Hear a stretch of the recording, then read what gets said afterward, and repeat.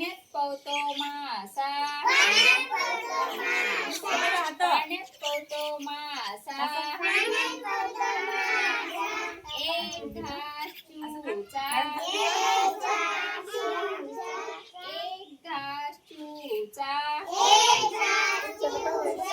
एक घास काऊचा एक घास काऊचा बाळ चोखतो अंगठा बाळ चोखतो अंगठा बाबांच्या हातात घड्याळ